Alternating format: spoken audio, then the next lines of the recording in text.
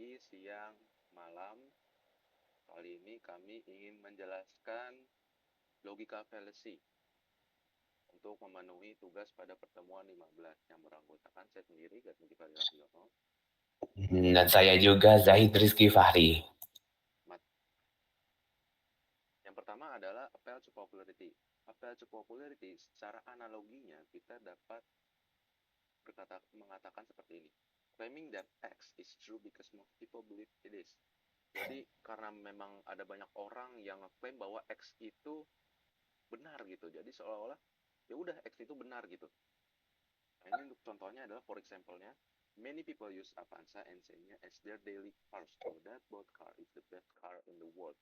Nah, kunci dari appeal to popularity seperti yang tadi saya bilang adalah popularity. Banyak orang yang mengatakan itu, banyak orang yang membeli itu, atau banyak orang yang mengatakan seperti itu gitu. Jadi kesimpulannya ya itu tuh benar gitu. Kayak misal nih yang tadi saya sebut, Avanza dan Xenia itu banyak yang make. Jadi kesimpulannya adalah mobil itu merupakan mobil terbaik. Padahal sebenarnya kalau misalkan kita lihat lebih detail secara lebih lanjut, mobil itu tuh banyak yang lebih baik gitu dari mobil itu. Ini merupakan jabaran dari premise dan conclusionnya. Many people use Avanza and Xenia. Conclusionnya adalah both cars the best car in the world. Oke, next. Kemudian yang kedua adalah false cause. False cause ini secara analoginya adalah the X or first happens before the Y or second. Nah, ini first happens itu bisa dikatakan sebagai X gitu. Jadi sesuatu yang terjadi pada pertama sebelum kejadian yang kedua. Jadi X itu menyebabkan Y. Jadi si X itu terjadi nih. Si X itu misal kejadian sebelumnya terjadi. Kemudian pada waktu yang sama atau pada waktu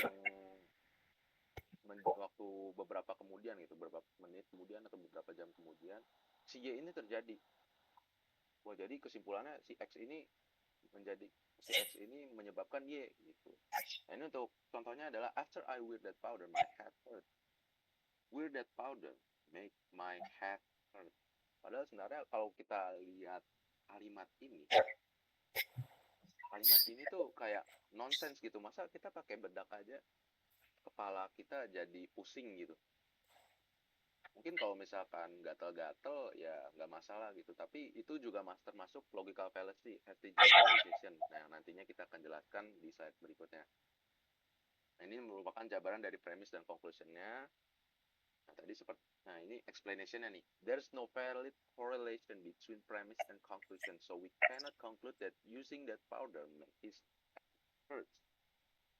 Karena nggak ada korelasinya gitu, mungkin korelasinya tuh secara waktunya aja, tapi seperti yang tadi saya bilang gitu, ini tuh nonsense. Masa kepala pusing disebabkan oleh menggunakan bedak? Oke, next. Kemudian yang ketiga adalah appeal to ignorance. There is no proof that X is true, so X is false. Jadi karena memang tidak ada bukti, tidak ada yang tahu bahwa itu tuh benar, jadi ya X itu salah. Nah, ini untuk contohnya adalah there's no research that this thing is dangerous, so we know that this thing is not dangerous. Karena emang gak ada buktinya gitu. Jadi kunci dari appeal to ignorance ini adalah gak ada buktinya. Kemudian yang kedua kurang lebih sama sih, karena memang gak ada buktinya juga. There's no evidence that proving the ghost is here, so the ghost don't exist. Kemudian yang ketiga adalah God is don't exist because we never see God. Nah, ini parah banget nih. Ini kalau misalkan orang bilang kayak gini, udah syirik ini. Dan explanation-nya, the key of this fallacy is speaker that talking about something that not proven before and then take the conclusion. Ya, oke, next. Nah, ini pada slide selanjutnya adalah hasty generalization, yang dimana analoginya adalah X and Y are linked each other, so X cause Y. Jadi ini kita nggak boleh tricky sama yang tadi appeal to ignorance sama false cause. trikinya adalah kalau misalkan false cost kan kejadian sebelumnya tuh. Nah, ini hasty generalization terjadi juga karena kejadian sebelumnya. Nah, kalau kata to ignorance tuh yang penarikan kesimpulan itu karena nggak ada buktinya. Kalau ini hasty generalization itu ada buktinya, cuman dikaitkannya secara terburu-buru. Namanya juga hasty generalization kan. Untuk contohnya adalah this one of menu restaurant is not good. So all of the menu in restaurant was not good. Padahal sebenarnya dia tuh hanya mencoba satu menu aja. Tapi kalau kita lihat kesimpulannya, so all of the menu in restaurant was not good, itu kan maksudnya nggak aneh gitu. Dia baru nyoba satu menu aja, tiba-tiba langsung mensimpulkan bahwa restoran itu tuh nggak bagus gitu, nggak enak makanannya. Kemudian yang kedua adalah siswa yang tidak mengerjakan tugasnya sudah pasti orang yang bodoh dan malas belajar. Kalau misalkan kita lihat lebih detail lagi, siswa yang nggak mengerjakan tugasnya itu lagi ada acara sehingga dia nggak mengerjakan tugasnya, kita nggak bisa mengecap itu sebagai sesuatu yang bodoh. Jadi kuncinya adalah penarikan kesimpulan secara terburu-buru dari logika fallacy hasty generalization. Oke, next. Nah, ini merupakan limited choice. Nah, limited choice ini adalah kesalahan berpikir di mana si orang itu jadi terbatas gitu memilihnya. Padahal sebenarnya ada pilihan lain gitu, tapi seolah-olah cuma hanya satu pilihan itu yang tersedia. Nah, gimana nih contohnya?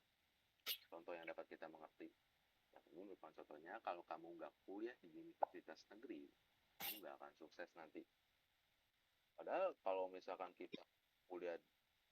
kita kuliah di universitas negeri aja, itu nggak ada jaminan untuk sukses. Jadi, yang kedua adalah produk dari Alfamart adalah produk yang terbaik. Jangan beli di tempat lain, nanti menyesal. Limited choice ini biasanya digunakan oleh misalkan perusahaan-perusahaan mau mempromosikan barang-barangnya dia. Jadi ya itulah caranya mereka gitu, menggunakan limited choice.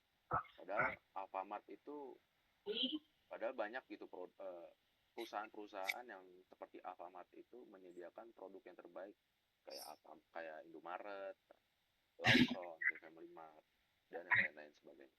Oke. Selanjutnya dijelaskan oleh teman saya. Oke.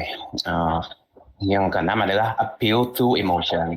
Dan untuk penjelasannya adalah G is associated with a positive emotional response and G is true. Dan untuk contohnya adalah I'm sure someone with your vast experience can see that plan B is better. Dan untuk premisnya adalah I'm sure someone with your vast experience can see, and conclusionnya adalah that plan B is better. Dan jadi jika kita melihat lebih detail, argumen tersebut didasarkan pada asumsi bahwa orang yang disapa mempunyai pengalaman yang paling signifikan. Dan yang ketujuh adalah personal attack, yang bahasa latinnya adalah ad hominem.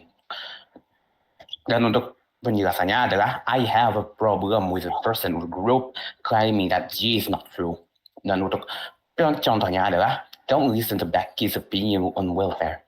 She just opposes it because she is from a rich family. Dan ini premisnya dan conclusionnya itu dijabarkan. Dan argumen tersebut menyatakan bahwa pendapat Becky mengenai kesejahteraan sebaiknya diabaikan karena bias berdasarkan latar belakangnya. Yang kedelapan adalah circular reasoning. Itu untuk menjelaskannya adalah G is true atau G is restarted in different words. Dan untuk contohnya adalah she is a great leader because she always makes the right decisions, and we know her decisions are right because she is a great leader. Dan ini premis dan conclusionnya dijabarkan. Dan untuk penjelasannya adalah the sentence employs circular reasoning by using the premise to support the conclusion, while simultaneously using the conclusion to support the premise. Dan ini kalimatnya adalah security reasoning. Yang kesembilan adalah diversion atau yang disebut dengan red herring. Dan untuk penjelasannya adalah G is related to age, and I have an argument that concerning age, therefore H is not true and G is true. Dan untuk contohnya adalah protesters worried about abortion ending lives should spend more time investigating the impact of handguns in childhood deaths. Ini adalah premisnya dan conclusionnya. Dan argumen tersebut menunjukkan adanya pergerakan fokus bagi para pengunjuk rasa yang khawatir akan hilangnya nyawa akibat aborsi. Dan yang terakhir adalah straw man. Dan penjelasannya adalah G is related to H and I have an argument concerning H. Therefore, H is not true and G is true. And untuk for example, people from Quebec want to secede from Canada to get their own currency. Don't they realize money isn't everything? Untuk premisnya dan conclusionnya itu dijabarkan. Dan argumen tersebut menunjukkan bahwa keinginan untuk memiliki mata uang independen adalah alasan utama Quebec ingin memisahkan diri dari Kanada. Dan sekian, terima kasih. Kurang lebihnya mohon maaf. Selamat pagi, selamat siang, selamat sore, dan selamat malam.